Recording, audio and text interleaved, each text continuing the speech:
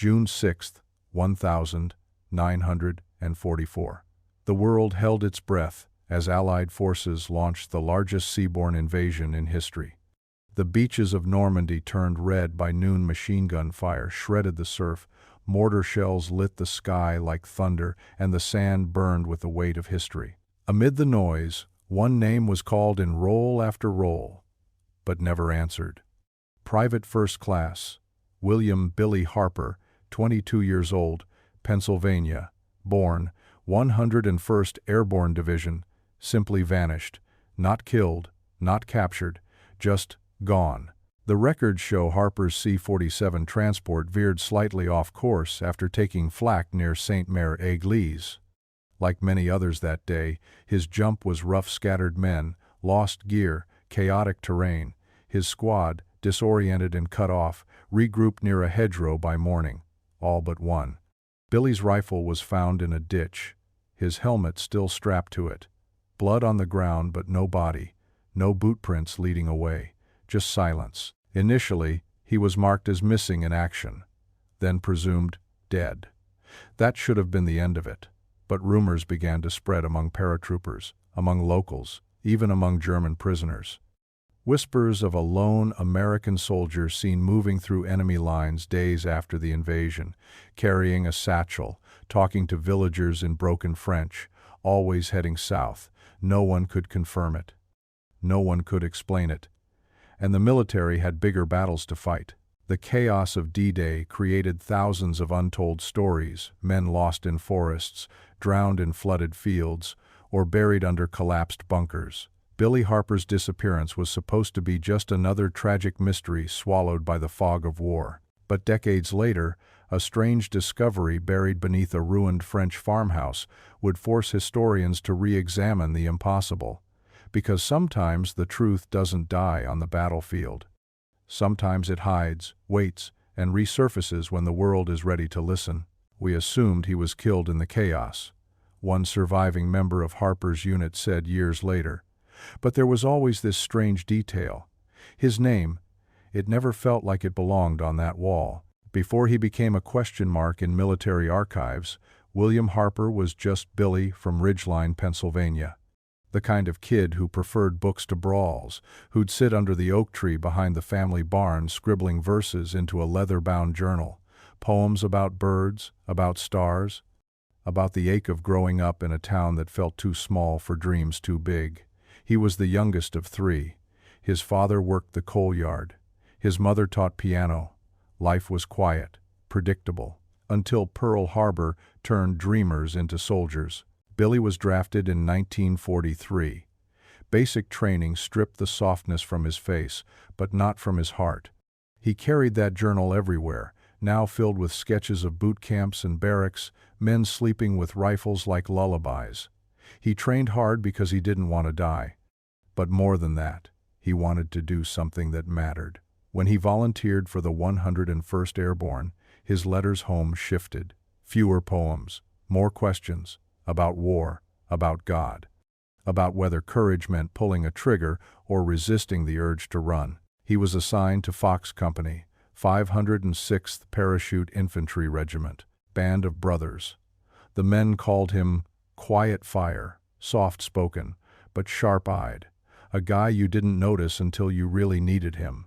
He wasn't a hero by reputation, no medals, no daring escapes, but he was the kind of soldier who cleaned his weapon twice, just in case, who shared his last cigarette without being asked, who never complained, even when his boots filled with blood.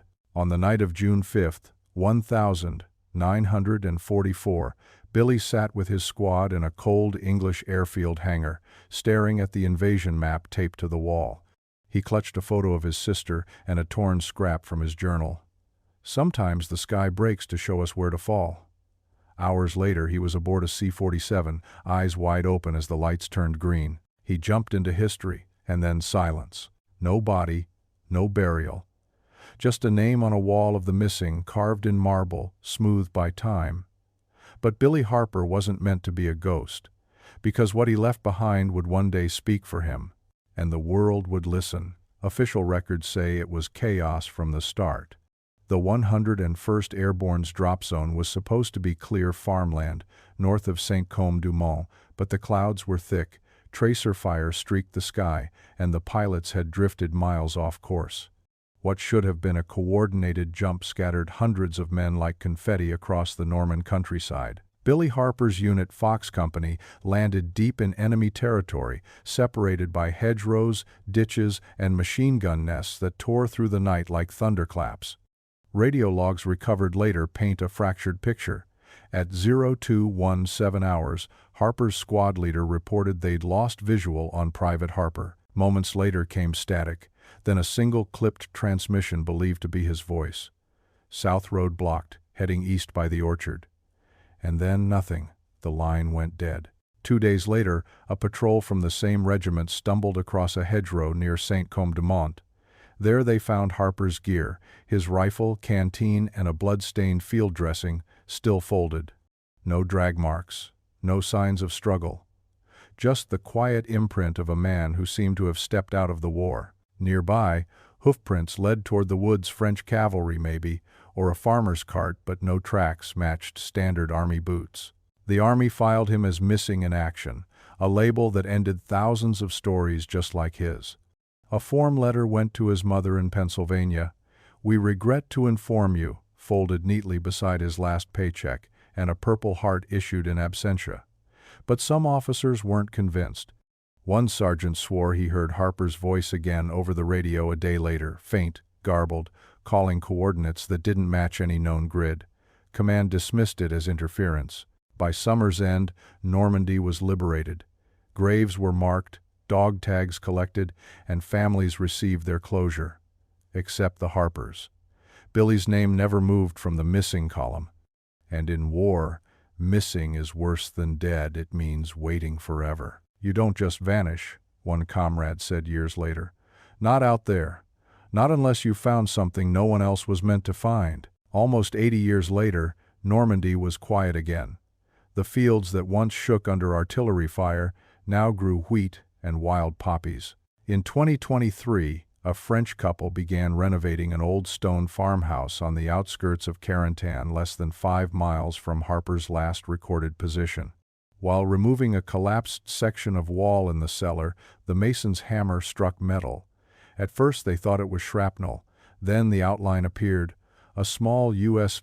Army ammo box, rusted shut and sealed with decades of dust.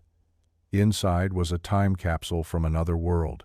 Wrapped in oilcloth were 3 items: a corroded pair of dog tags stamped W.H. Harper, a faded sketched map on brittle parchment, and a small weather-beaten journal, its pages swollen with age. The handwriting was tight, deliberate. The ink bled, but legible. The first line read simply, "The 7th of June, 1944. I'm not where I was supposed to land." Historians were stunned. The coordinates in the journal didn't align with official records. They placed Harper miles south of Saint-Côme-du-Mont in territory controlled by the 91st German Infantry Division. The map he'd drawn showed landmarks no modern cartographer recognized: an orchard trench, a chapel ridge, and something labeled only as La Porte d'Ombre, the Door of Shadow. As researchers translated the entries, a haunting narrative emerged. Harper wrote about traveling alone, avoiding both Germans and Allies. He mentioned locals who know the old ways and a hidden route through the marshes that no one from command would believe. His tone shifted from soldier to witness someone chronicling more than combat. The final pages grew erratic, filled with sketches of tunnels, cryptic arrows, and what looked like coded messages scrawled in margins. For decades he had been a name carved in stone, a casualty of history. But that journal, sealed away beneath a farmer's floor, suggested something else entirely: that Harper hadn't died on D-Day. He had disappeared after it, following a path no one else knew existed. The last page bore his signature, faint but certain, W.H. Harper, and beneath it, 4 words that would change everything: "The way out exists." The journal wasn't a soldier's logbook. It was a confession, a reckoning, a last attempt to explain the unexplainable. Billy Harper's entries began as expected coordinates, weather, troop movement, but soon drifted into something far stranger. The tone shifted. The clean, tactical notes of a trained paratrooper gave way to scrawled thoughts, fragmented phrases, and sketches made in the dark. June 7th. Not with my unit. No idea where I am. Fields look like they've been untouched for centuries. June 8th. Saw someone watching from the tree line. Not German, not in uniform, gone when I turned back. By June 9th, Harper wasn't writing about the war anymore. He was writing about something else. He described strange signals at night, flickering lights deep in the woods, spaced too perfectly to be random. He mentioned hearing a voice humming from beneath the earth, a vibration more than a sound, and a phrase kept repeating, scratched between lines of strategy and survival. They move through shadow. In one entry, he claimed to have found a half-buried iron ring in a clearing attached to a trapdoor sealed with stone. He didn't open it. Not yet, he wrote. I need to be sure. Then came the whispers always at night. The locals say there's a way out the Nazis never found. I think it's real. He never gave names, only described the people he met as keepers or watchers. Farmers who offered no food, only warnings. What began as a survival journal was turning into a map of something deeper, an escape route through history itself. He drew a series of symbols he said were carved into trees and rocks, spirals, arrows, a triangle with a line through it, markers, maybe, or warnings. June 11th. I'm not lost. I'm being led. June 12th. I heard voices last night. American, but they weren't calling for me. By the final pages, Harper sounded more like a man following a calling than fleeing an enemy. His last entry wasn't dated, just a sentence repeated 3 times. The door is real. The door is real. The door is real. And then, nothing. It didn't take long for the story to spread.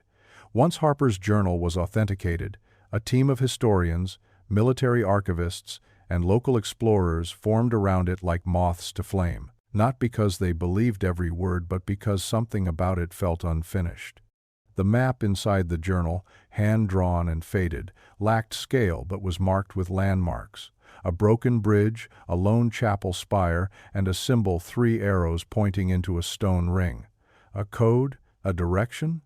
No one knew for sure. Led by Dr. Elise Moreau, a French historian specializing in wartime folklore, the team began their search in early spring 2024. Starting near the farmhouse where the journal was found, they moved south exactly the direction Harper claimed he'd taken. It was slow going. The terrain hadn't changed much in 80 years.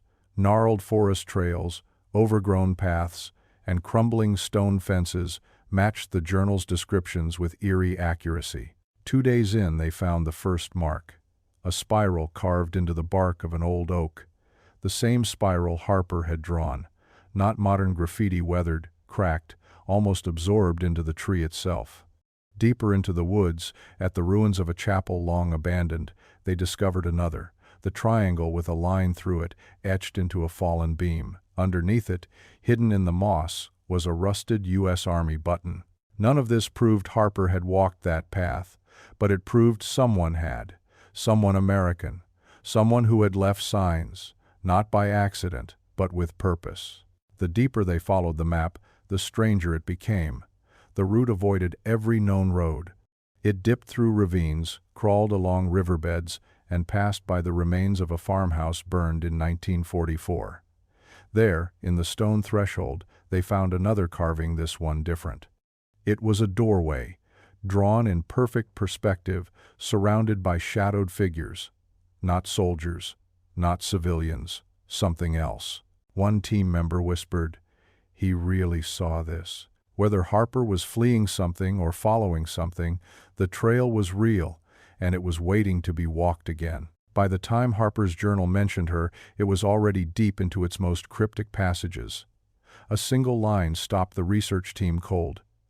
"Colette says there's another way. She has eyes like winter rain." It was the first proper name in dozens of pages. No rank, no location, just a ghost of a woman inked into war. But that name would soon unravel a thread long buried beneath the silence of occupied France. The entries described Harper hiding out in the ruins of an abandoned chapel south of Carentan. wounded, starving, waiting for night. That's when, according to him, she appeared not in uniform, but with purpose. A young woman in plain clothes, carrying a satchel filled with bread, gauze, and a British-made pistol. She didn't speak much, only enough to say, "Follow me, but forget your name." Harper called her Colette. She left messages in coded graffiti chalk marks under windows, triangles near doorways, tiny dots of wax beside broken fence posts. He learned to follow them like breadcrumbs. One knock, pause. Then two, he wrote. If they answer with 3, they're ours. If it's 4, run. Researchers dug deep into resistance records and found her, Colette Fournier, a courier linked to the Caen cell of the French resistance, known for guiding stranded Allied troops through occupied zones and delivering messages to British SOE agents. Last listed sighting, June 12, 1944. After that, her file ends. No arrest, no execution, no repatriation, just a blank page. But photographs remained. In one, taken near a train station in May 44, a woman stares directly at the camera. Young, sharp features, eyes gray and endless. Winter rain, locals still whispered about her, called her La Messagère. Some said she'd escaped across the Spanish border. Others believed she vanished with her final mission, but Harper's Journal said otherwise. June 13th. She knows the way out, says there's a door under the estate. Old before the war, used by monks, smugglers, now by ghosts like us. If Colette was real, and every piece of evidence suggested she was, then she wasn't just a guide. She was the key. The missing link between the war they knew and the escape Harper had been trying to map. Colette says we can reach the river by nightfall. From there, freedom. The estate was barely standing. Once a minor chateau nestled at the edge of the bocage forest, now little more than stone bones wrapped in ivy. But it was right where Harper's map said it would be marked with a single hand-drawn icon, a black archway, shaded in thick pencil, with a single word beneath it, ombre, shadow. The team arrived just after dawn, cautious. The ground had shifted with time, parts of the outer wall collapsed under decades of rain. But tucked behind what once might have been a stable was a hollowed-out trench, half covered by brambles and broken planks. Beneath it, a sealed hatch of rusted iron, nearly invisible unless you knew exactly where to look. They pried it open. What greeted them was a yawning black mouth descending into the earth. Cold air rushed upward, damp with age and memory. Flashlights flicked on. Steps were slow, careful. The tunnel stretched downward at a slight angle, stone-lined, only wide enough for one person to pass at a time. Within the first 20 meters, they found proof, a rusted M1 helmet, cracked along the rim. Next to it, a ration tin, the label worn to nothing but glue. Further, in an old French newspaper brittle with age, dated the 14th of June, 1944, the headline, Les Alliés poussent vers Cherbourg. The Allies pushed toward Cherbourg, but the deeper they went, the less it felt like history. The air grew colder, the silence heavier. Moss covered the walls in damp ribbons. Old resistance symbols, chalked arrows, spirals, triangles still clung to the stone, barely touched by time. They weren't alone down there. Not now. But once, not long ago, someone had walked that same path in total darkness, trusting in a map only a few ever knew existed. They reached a branching corridor. One direction collapsed in rubble, the other sloped upward, toward faint echoes of water.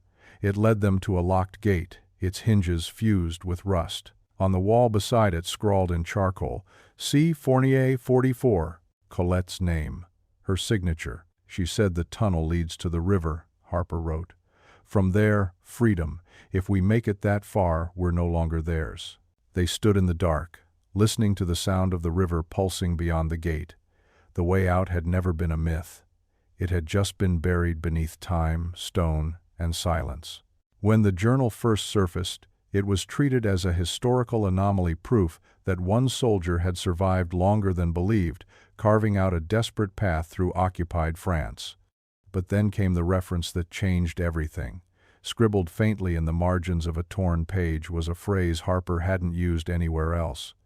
They said it's part of Operation Phantom. The team brought it to military archivists in both the US and UK, digging through declassified intelligence files, personnel logs, anything with a trace of that name. At first, there was nothing. Then, buried in a restricted annex of the British SOE files, they found it. One paragraph, half redacted.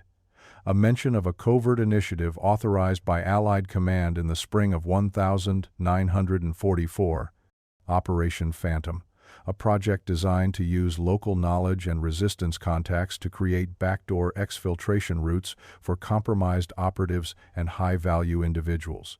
No full briefing. No list of operatives, just a line.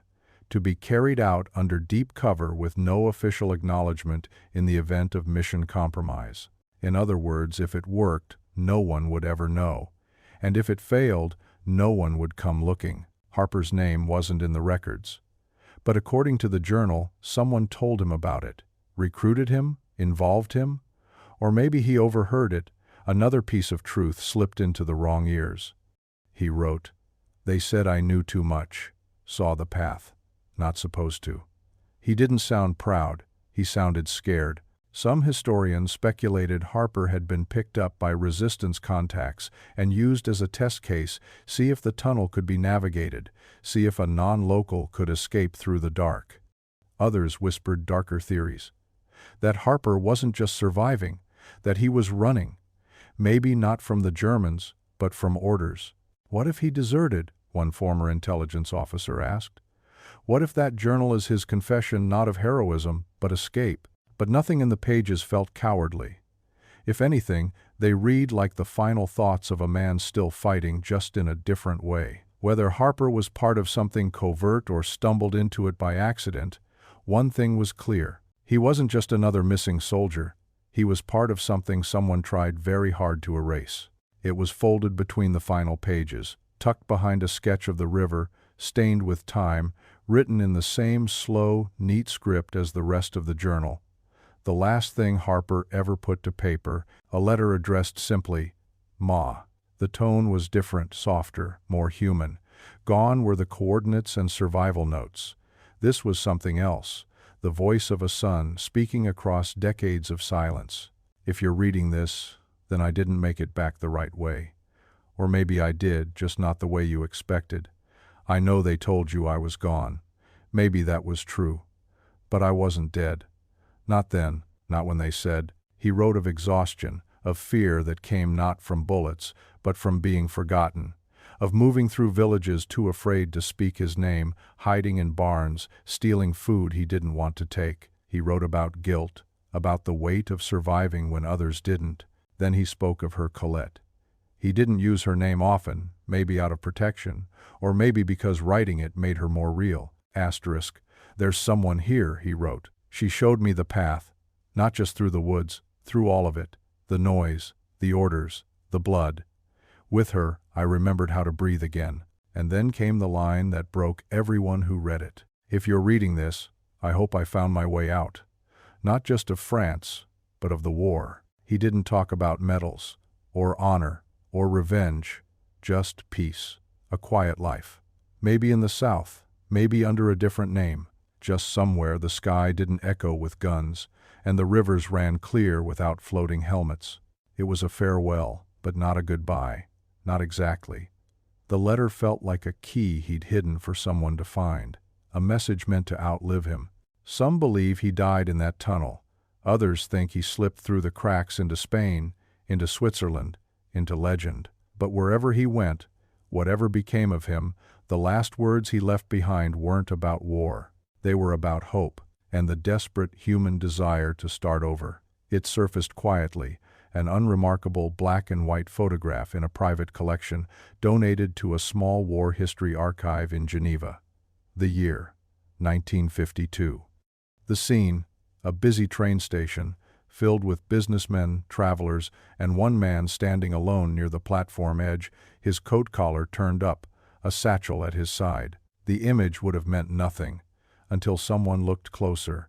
The archivist flagged it not for who it claimed to be, but for who it might be.